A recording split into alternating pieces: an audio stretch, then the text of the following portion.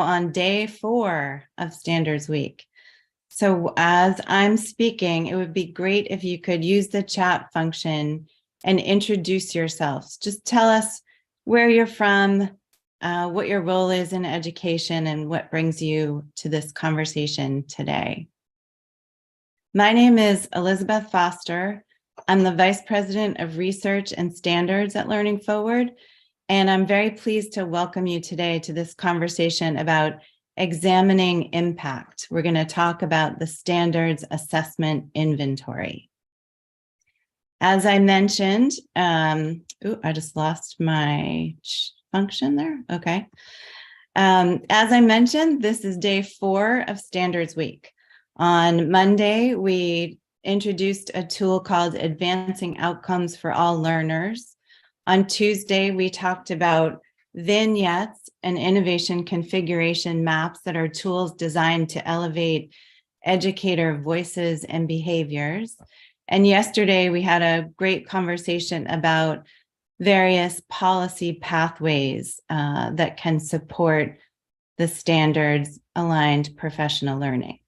Today, as I said, we'll talk about impact, and tomorrow we'll have a conversation about the ways in which equity is embedded and threaded throughout the standards, and Learning Forward's CEO, Fred Brown, will join us for that conversation.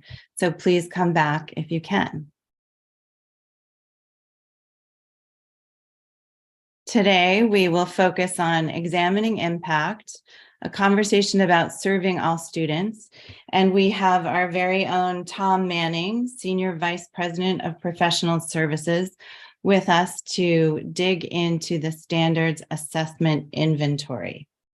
We all know how important it is to be assessing where we are currently with professional learning and assessing the impact of various professional learning strategies. And Tom is going to talk about how states, provinces, districts, and schools can do that using the SAI. I am going to give us a little overview of the standards, seeing as we're celebrating the release of the standards a year ago this week. But first, we'd love to get a sense for who we have in the room with us. So if you could take a moment and just indicate in the chat how familiar you are with the standards, that would be wonderful. So 1 is this is your first time learning about the standards, and welcome. 2, you've read the standards and some of the resources. 3, you know the standards fairly well and are beginning to implement them. And 4, you know the standards well enough to teach them to others. Great. Oh, we have a nice variety of people in the room today. I see 4 for the old ones and 2 for the new ones. Okay, that's great. Very helpful. Thank you so much. All right, well, we'll give you an overview today as well as links to more information. I'd like to just also thank our the funders who made all of the work that we're talking about this week possible. Carnegie Corporation of New York, the William and Flora Hewlett Foundation, and the Charles and Lynn Schusterman Family Philanthropies. These were supporters of the standards from the very beginning of the revision process, through the development of the standards, the writing, the revision, the advisory council, all of those pieces that led to the release of the standards a year ago, as well as support for the tools you've been hearing about and the tools we released a year ago. So thank you to this group. So I will start my overview with the why of standards for professional learning. So why are the standards so important, and why is their implementation an important strategy for professional learning leaders? And this is because the standards are grounded in evidence, grounded in research, grounded in what we've learned about how educators have used them in the past, and then grounded in insights from colleagues in the field of education, some outside of professional learning, some insight of professional learning, but really this is a collaborative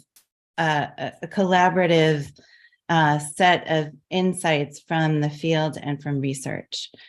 We also, as part of the revision process, were able to contract with the American Institutes for Research to do a literature review and a meta-analysis. And this was to ensure that the standards constructs were all supported by evidence. And the meta-analysis that AIR did actually found that program alignment to the standards is associated with improved teacher instruction and student outcomes.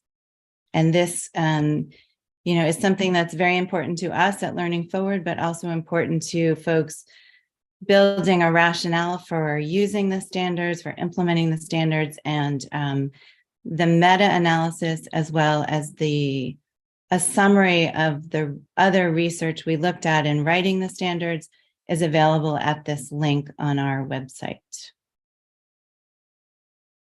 This is one of the featured resources that we've been pointing to all week. This is the overview of the AIR meta-analysis. It's on our website. It's also on the AIR website, and you can see here the excellent team at AIR that led this work, and you can also see a high-level summary of their findings. And one of the things that I like to point out on this page is that AIR underscores the importance of investing in professional learning that can yield improvements for teachers and students. And that means professional learning that is aligned to the standards.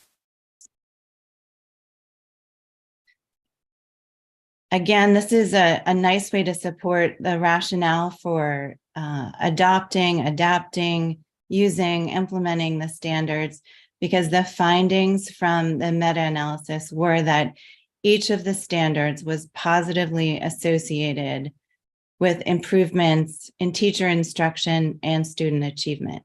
And there's a range of effect sizes for the standards themselves, but all are significantly different than 0. There is, you'll notice in the chart I'll show you in a minute, that there's a positive but non-significant effect for the revised leadership standard. And this is, we posit, in part because a lot of the research studies that AIR included in their meta-analysis don't include a description of the leadership culture or steps that led to them selecting the intervention they did. So there's just not as much evidence of that, of the leadership constructs in the meta-analysis. Luckily, there is a lot of research about the impact of leaders on both teachers and students, such as all the research recently that's come out supported by the Wallace Foundation. So we use this discrepancy as a way to argue for the fact that research studies should really include more about the conditions that lead to selecting the kind of professional learning that they do. More about the leadership piece should be included in those kinds of rigorous studies. And as I just said, the report also points to the need for further research, areas where we'd like to have more rigorous research about different elements of professional learning, such as the leadership question I just mentioned, such as some of the emerging research around equity-related professional learning. And again, you can see all of this in the report, the full report on our website. This just gives you a little more detail about the standards' effect on teacher instruction, and again, on the significant positive effect on student achievement. So all of that research and work helped us also develop this theory of action graphic. You'll see here the standards for professional learning serve as the foundation for a high quality professional learning system in the purple, which leads to growth in educator knowledge, skills, belief, and practices. And that in turn leads to improvements in outcomes for each student. This graphic is also designed this way to represent a cycle. We think of the data and evidence that can be collected all along this pathway and sort of feed back into the system for professional learning and inform future revisions of the standards. So there are 11 standards, and we will talk a little bit about them individually in a minute. But first, I want to just highlight that this graphic is designed to graphically show that the standards work as a system. They work together in concert, and they really cannot be and do not work as well when they are pulled apart. There are 3 frames, but you see they all intersect at the center, showing the importance of the connections across both the standards and the frames. So the 3 frames for the standards, we start at the top with rigorous content for each learner, then transformational processes, and conditions for success. The rigorous content for each learner frame is really the what of professional learning. It's the content of the adult learning that leads to improvements for teachers' own knowledge and practices and student outcomes. And in this frame, we have equity practices, which is a new standard, curriculum assessment and instruction, which is also a new standard, and professional expertise, which is also a new standard. So this is sort of the new standards frame. And you'll see, I'll talk about in a minute, there are equity standards in each one of the frames. The transformational processes frame is the how of professional learning. This is around how educators sustain changes in their knowledge and what they use to sort of inform and design the professional learning that is tailored to the specific outcome they identify for that professional learning. So this frame talks about the importance of matching the process of professional learning to the desired outcome of that professional learning. So here's equity drivers, which is at the sort of teacher learning level.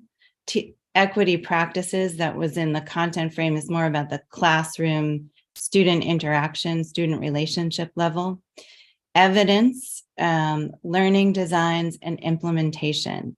So these are key to sustaining the professional learning effects.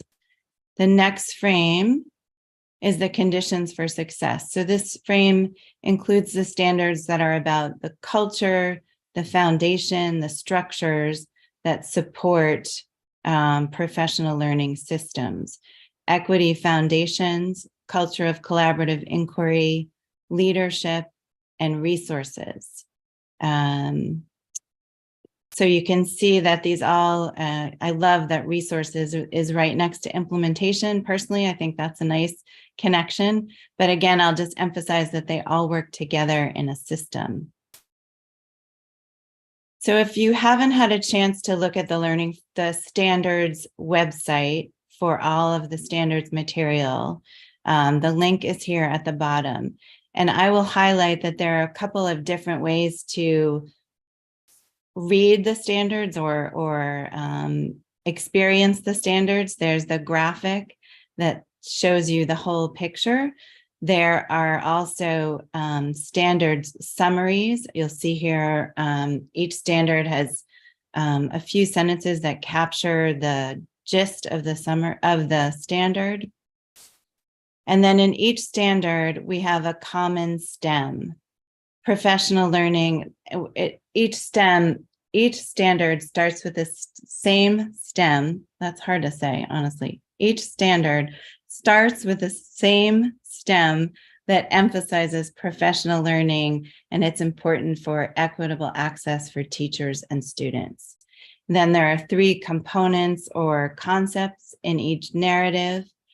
We have a box in each standard that suggests important links to other standards. As I said, they all link together, but there are a couple that we've highlighted for each standard. And then lastly, you'll see selected research and resources at the end of each standard. It's not a comprehensive list, but it's a list of a couple of really important ones to take a look at. Then, as I mentioned, this is a nice graphic that highlights the way equity standards are included in each frame. So equity is a theme that runs throughout the standards, and in fact has always run throughout the standards.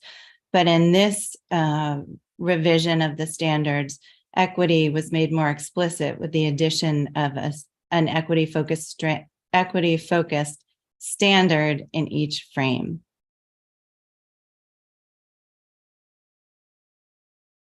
So I invite you to check out all of the resources on the link that I just mentioned.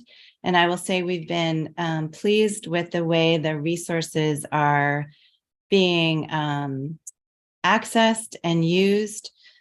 This is for this version of the standards, we released the standards and a lot of the resources at the same time. And these numbers kind of bear out that people are digging into the resources. So you'll see a lot of page views, tool downloads, and views of the videos that are on our website.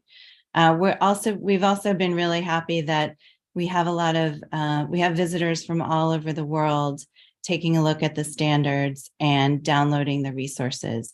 So we're excited to have an international reach. And with that overview, I am very pleased now to turn it over to Tom Manning, who's going to talk to us about the SAI. Excellent. Thank you, Elizabeth. And thank you, everyone, for being here. My name is Tom Manning. I'm the Senior VP of Professional Services for Learning Forward.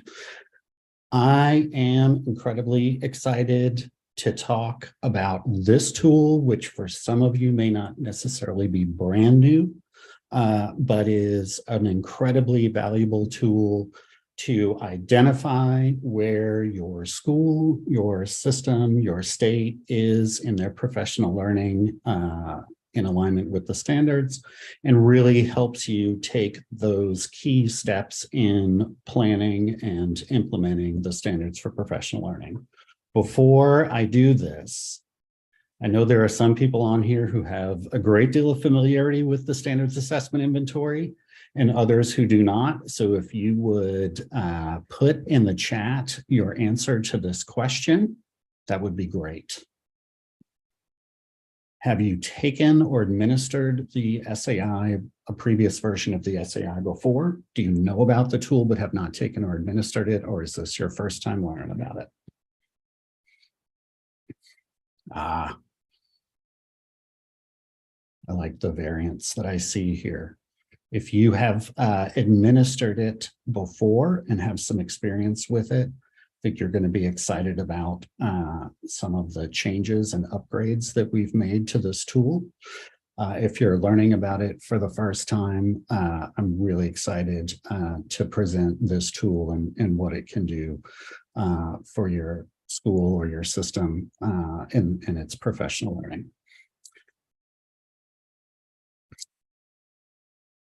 This is kind of a high-level overview of the standards assessment inventory. What does it do? It provides you with data on the quality of professional learning that's taking place in your school and system as defined by the standards and alignment of professional learning practices right now in your schools in alignment with the standards. It is a 72 item web-based inventory. It's a detailed list of behaviors and activities that are going on in your schools to which your school-based instructional staff measures their level of agreement. And we're going to look at some sample items here in a second. It is a valid and reliable survey. Our validity study has been conducted and completed by American Institutes for Research, and we can go through some of those findings here in a sec as well. Again, the tool is administered to school-based instructional staff, content area teachers, support teachers, school-based instructional coaches. It is confidential and anonymous.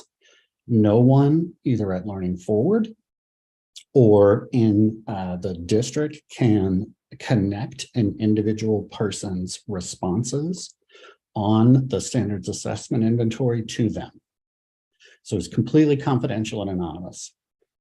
Survey, it takes about 30 minutes to complete.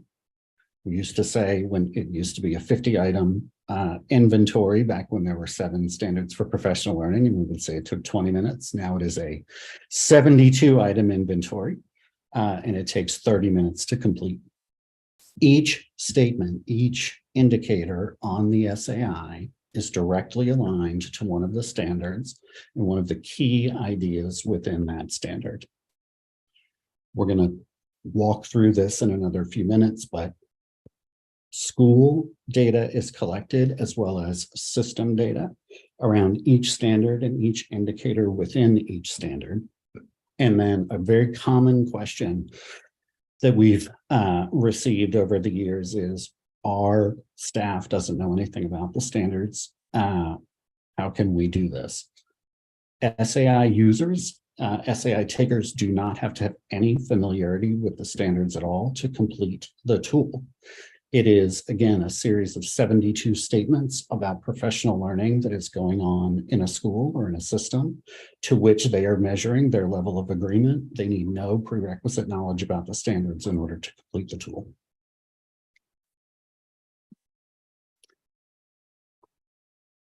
How do schools and districts use this? And when I say that people don't need to have any prior familiarity with the standards to take and complete the SAI, really one of the uses and one of the valuable components of the SAI is that it can introduce conversation around the standards for professional learning, both in a district or state and in a school.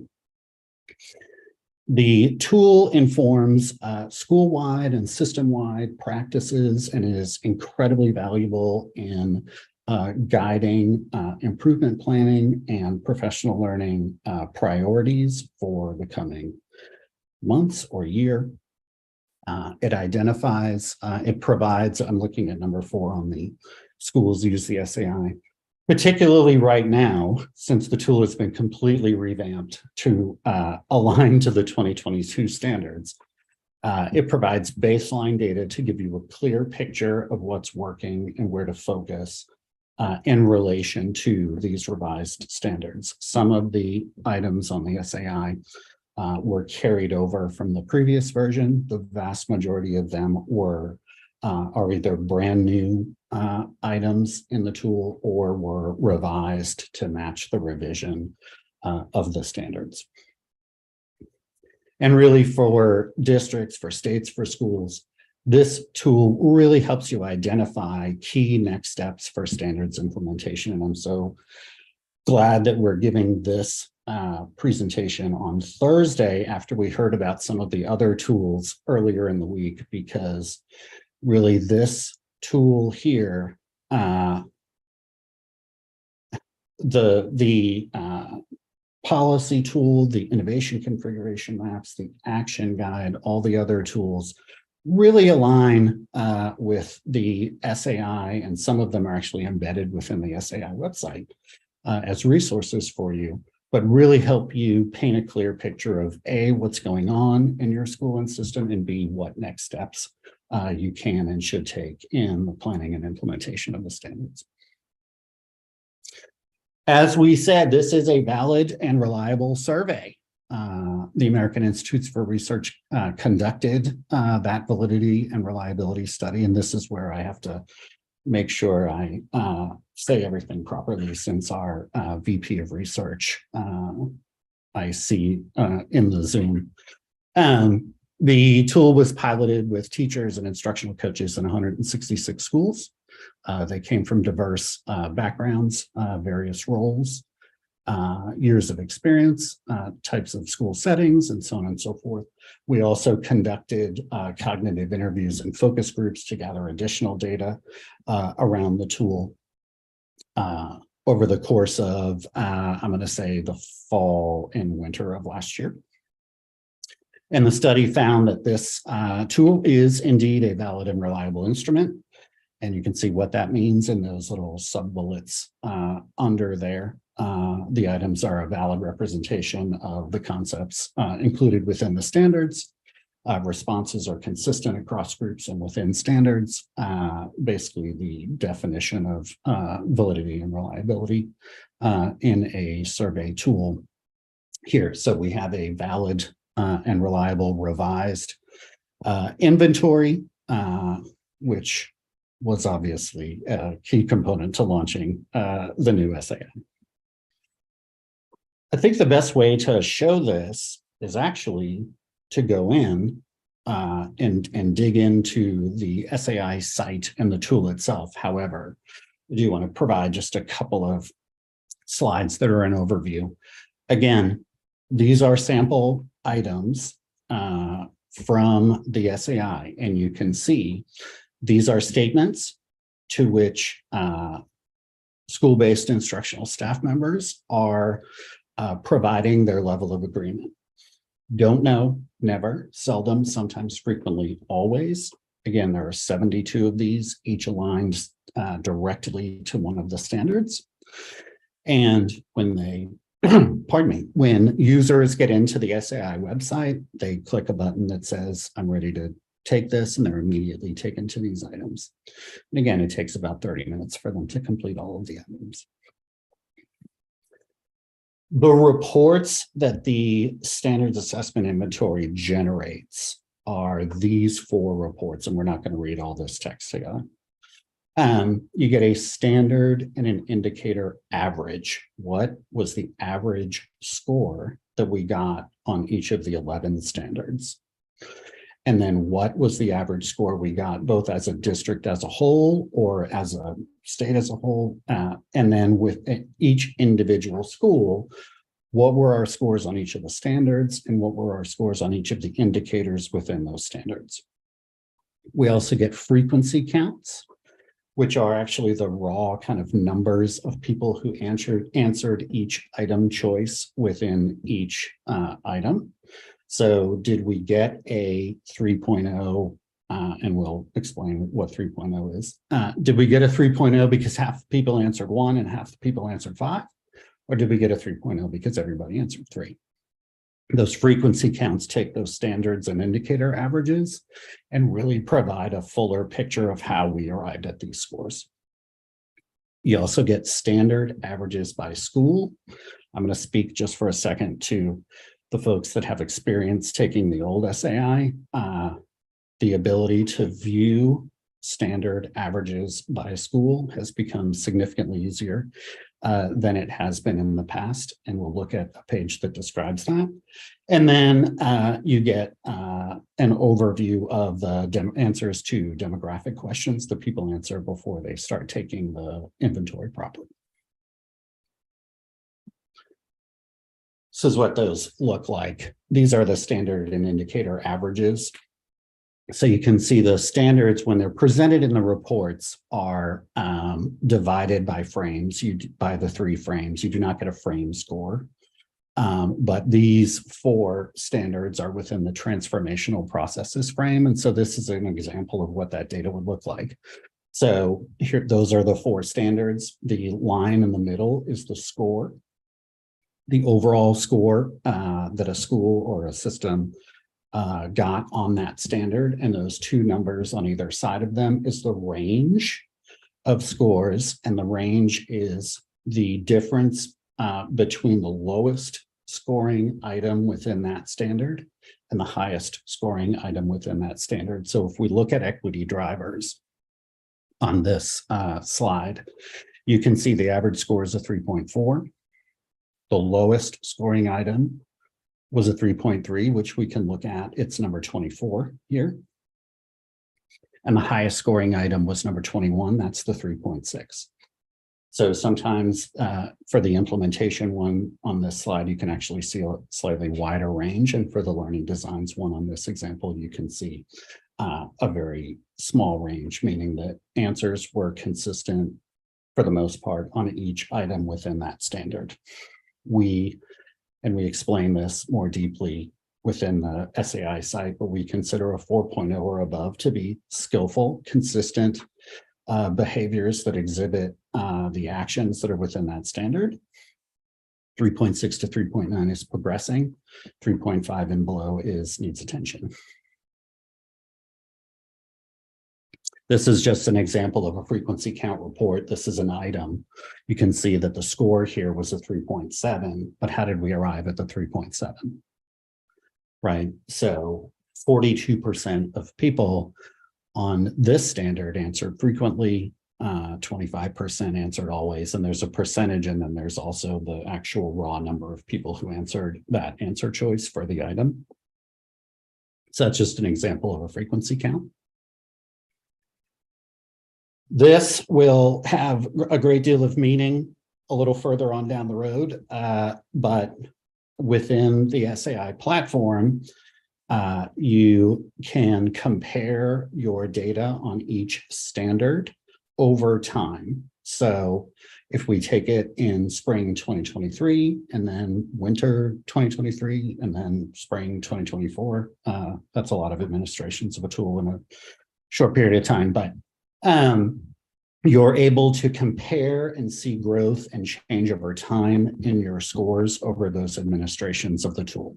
Again, this will not have significant meaning as people are taking this tool for the first time, but it is valuable data that's at your fingertips when you take it.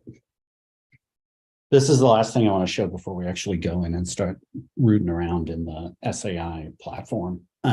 This is sample data. And what you can see here, when this system, which is called the Learning Forward system, had 4 schools that were taking it. And you can see this comparison data for these 4 schools. So you can see the scores on each of the standards. Everything that was considered proficient is in a green box. Things that are, pardon me, needs attention are in a red box. And what this provides you with is kind of this snapshot of, for example, something is going on at Lanham Elementary School and Foster High School around equity practices that could inform some of the practices that need to be implemented at Manning Elementary, which looks to me to be the lowest scoring school. I don't know if somebody did that on purpose. Because that's me. But this provides really that snapshot of, okay, where are all of our schools with their scores on these standards, and how can we kind of look at this all at once? I'm going to stop sharing my screen, and I want to actually go into the tool now. And then, Tom, while you're doing that, there have been some questions in the chat that we can talk about now or after you finish this. I did not see that because I had my kind of full screen going, but we can answer a couple questions now. One of the questions was, will we be able to get a report on the 3 categories or the 3 frames? There are not frame scores. We do not take the 4 or the 3 standards within one frame and provide a frame score. You get scores on the standards, obviously, within those frames, but we do not combine those into a frame score. And I hope what we're about to look at will paint a fairly clear picture of where we are within the frames, but there are no frame scores. Thank you. You want to take one more, or you want to? Yeah. Janet Johnson asks, how can central office staff members support the SAI administration since it is specifically for school-based staff? Yeah, we will get into that a little further down the road during our hour, but that's a good question. Yeah. And we'll talk about that in a sec. Actually, probably more than a sec, but we'll get into that. Okay, and then one more. I don't know. Why is Manning High School not doing better? What is the new SAI comparable to the old one at all? Can we look longitudinally? Yeah, and if we look at this page, we provide a crosswalk between the 2011 and 2022 standards, and I'm also an additional resource that we're going to add here is a crosswalk with the items. As I said, kind of slightly or a little bit earlier, some of the items, not many, but some were pulled over in their entirety from the old tool. Others were revised slightly. And then obviously for the, what we would call the brand new standards, everything is new, even within some of the standards that were revised or renamed, there are new items within those as well. So it's difficult to look at your administration of the tool from 18 months ago and then look at it now and do kind of a direct comparison. But there are there's the standards crosswalk, and we're working on an item crosswalk as well. Thank you. All right, let's dig into this. So this again is sample data, and typically what we do is, and this I think partially answers the question that I didn't answer 2 minutes ago.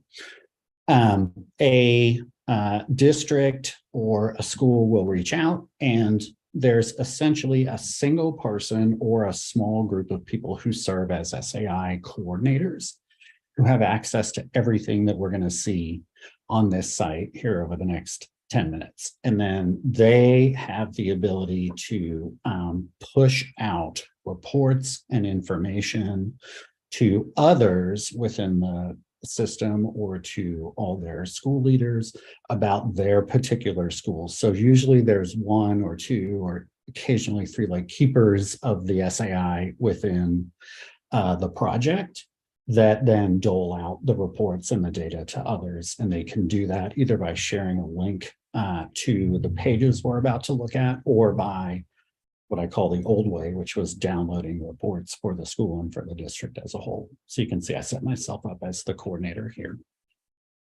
One thing to note is other than in cases where there are not 10 school-based instructional staff members in a school, we set the reporting limit to 10, meaning a district or school's reports start to get generated when the 10th person completes the tool. Right, so we're concerned or sensitive to the idea of anonymity and so on and so forth. And unless somebody says, hey, there were only 5 instructional staff members in this school, we set the reporting lower limit to 10. Let's look at reports. Some of this is what I just walked through, but it's a little more exciting to see it for real. So standard and indicator averages are here, and I was told I scroll through this too quickly and I make people dizzy, so I'm going to go slowly. And you can see, again, we're not providing a score on the frame, but everything that you see here is going to kind of be divided using the frames, right? So the 3 standards within rigorous content are all here, transformational processes below it, and then conditions for success below that. And again, you're seeing your score here in the middle, and then the range of scores on either side. Range being the difference between the lowest scoring item on that standard and the highest. So these are the overall standard averages for the system. Pardon me, not for individual schools yet. These are the frequency counts, which again are the raw kind of numbers of people who answer each option for each item. So this was a small sample size, but in my school, we engage in professional learning about why it's important to recognize student identities and cultures as assets. You can see how many actual people answered each of these items. You can't see who they are, or you can't know who they are, but these are the raw numbers of people. And we have this for each item within the standard, again, for the district as a whole, as well as for each individual school within a system.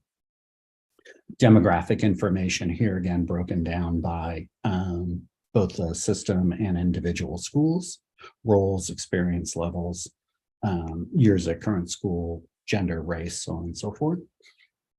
And then this is kind of the biggie. This is the page that takes you to a lot of additional valuable info. And we showed this on the slide, but a comparison of overall scores on each standard across all of the schools that took the tool. Right, so what we can see here is, I should quiz people on what we see here, but what I see when I look at this is Armstrong Elementary, our first school, lower scores on the equity items and the resources item. Foster High School, higher scores on those items, or some of those items. What is happening at Foster High School that can help inform practices going on at Armstrong Middle School? What's the context of that high school versus that middle school? So this is kind of the overall picture of where you are at the schools. And then when you select an individual school, all of the data that we just went through for the system as a whole is also available for that individual school. And what you can see here is there's a way to compare the scores of this school to the district scores as a whole. So for equity practices for this school, they got a 4.0. The overall district score was a 3.7 for this one. So they're sort of consistently across the board for these three items, their scores are higher than the district as a whole. When we take it for the second and third time, there's another little radio button here that allows you to see the last 2 or 3 administrations of your SAI as well. So you can see the growth over time, both from the district as a whole, as well as for each individual school. And again, and I'll try not to scroll too fast, but again, the scores for this particular school on each item within a standard, which again helps describe the range or helps you identify which was the lowest scoring item and the highest scoring item in the range report. And we have that for all 72 items, all of the same things that we looked at for the system level reports are available for the school reports as well.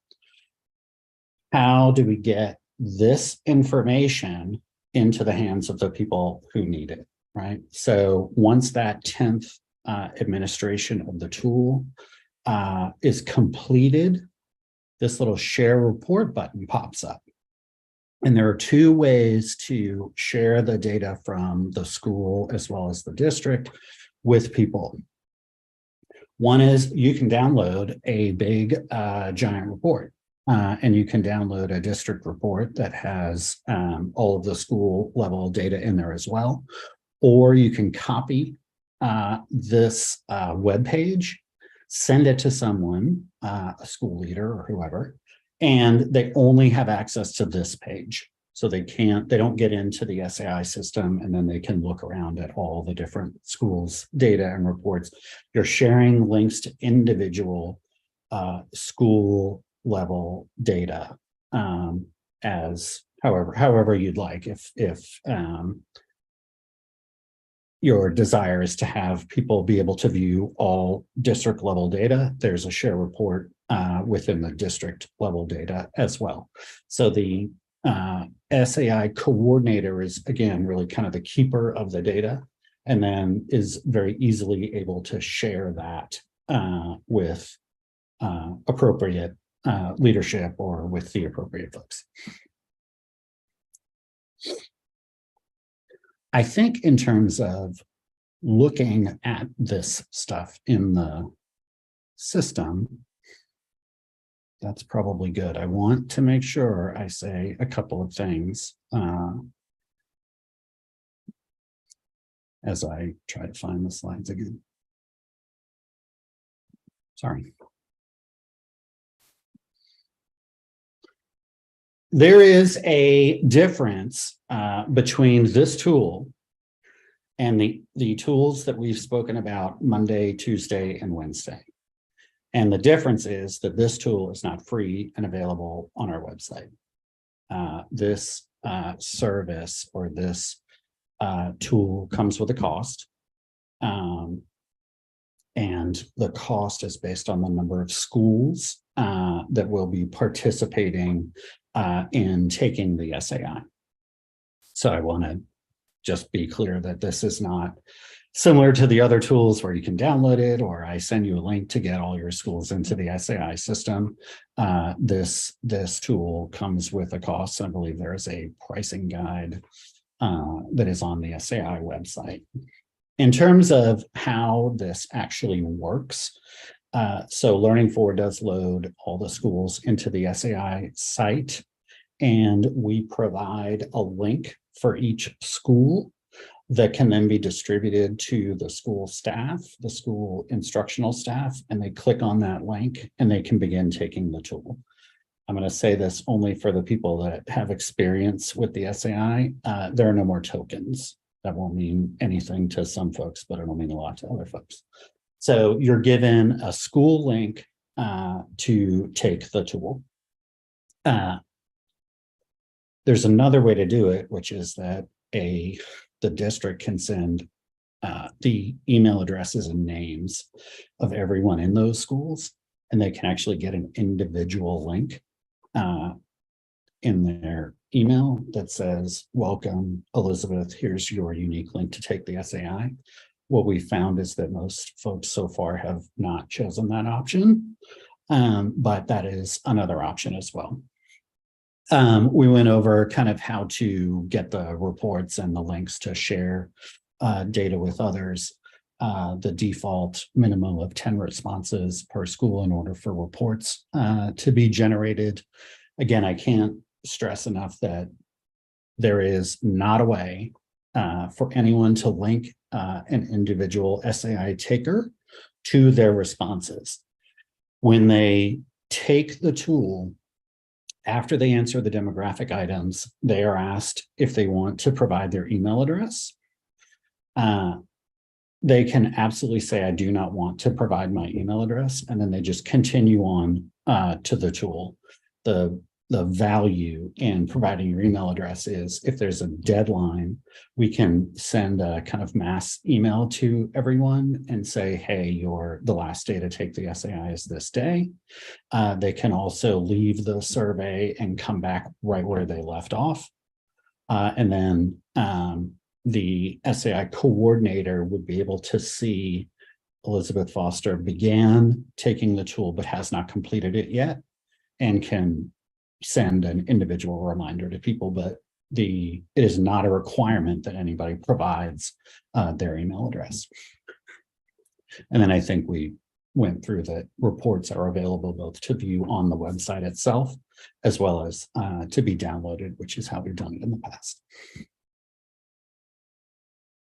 I'm really excited again that we were able to kind of walk through this tool after the others, because we provide, we host a data analysis conversation following your administration of the SAI, and dig into the data a little bit with you, and provide an analysis guide as well about what do we see here, and what can our next steps be.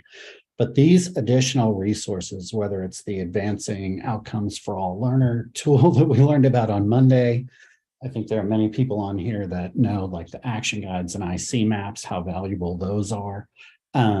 Really, all of these tools, including the SAI, kind of work in concert with one another to help with the planning and implementation of the standards. And the SAI is just incredibly valuable to get a view of where you are right now, right? Where are we with our professional learning as it relates to alignment to the standards? And for something that takes 30 minutes for people to complete, I feel like I'm being a salesman. The data that it provides for your school or your system is incredibly valuable. And so,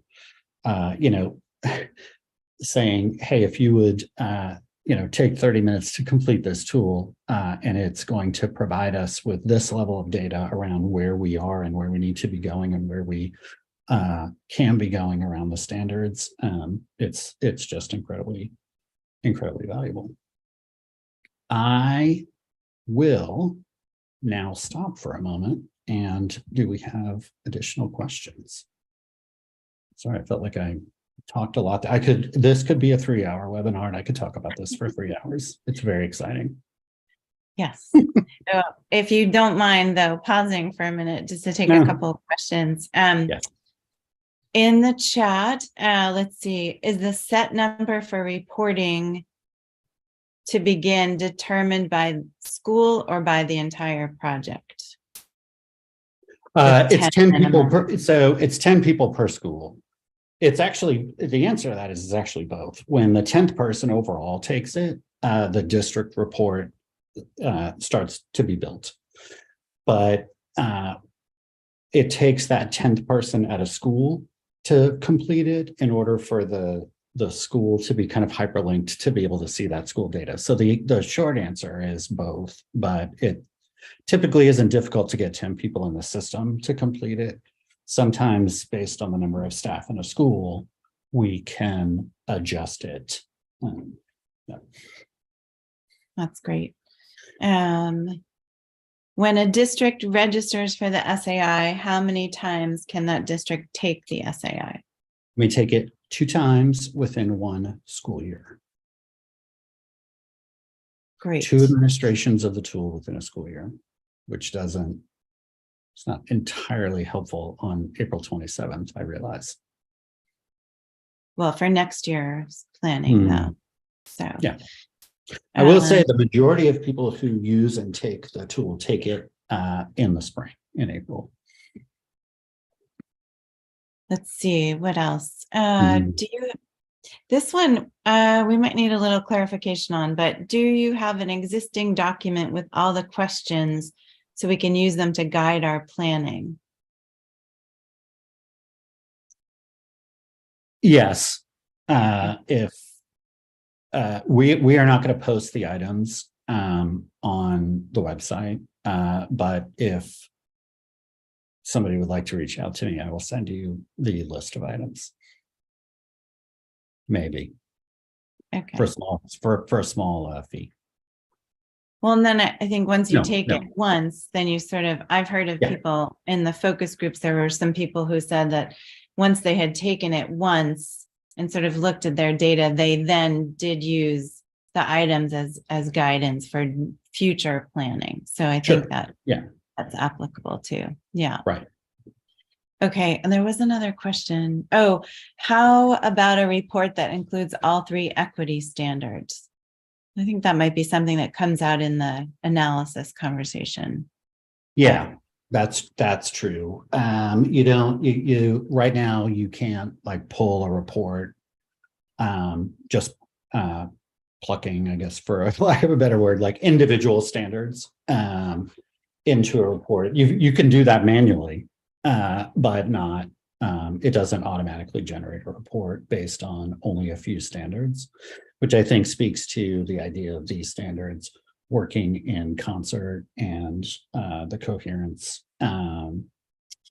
component of the standards. Great, thank you. I think I got all of the questions there. If not, feel free to put your question in again. We have a minute or so. And if there are additional questions, we do have the lab. Yes. So after this, we will be available at the link that I think Jeffna is going to put in the chat right now. And it's a chance to have a smaller group conversation. Turn your cameras on, unmute yourself, ask questions. Tom will be there to answer everyone's questions.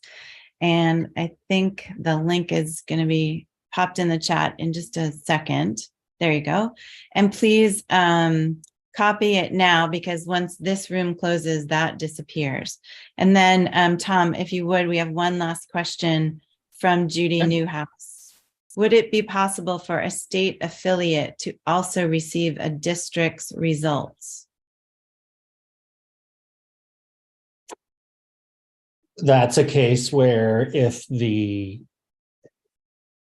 we would not share district results with anyone without the express approval of that district. If that's the case, then okay.